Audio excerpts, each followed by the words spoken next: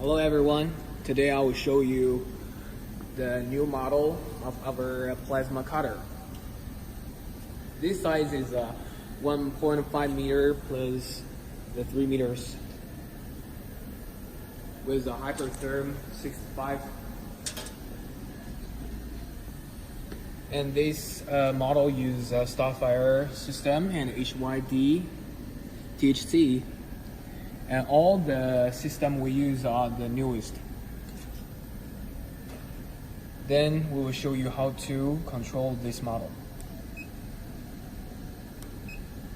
First, you should choose one picture.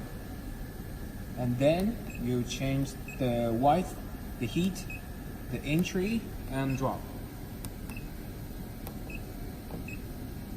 Namely, the size of the picture.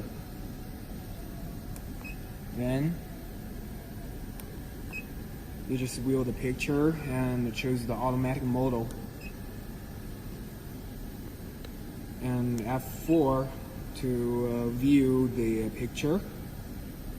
And then back to the home and choose the manual mode. In this picture, you can reposition and then move the torch. And then you choose the F6 and F1 to enter the automatic mode to change the speed.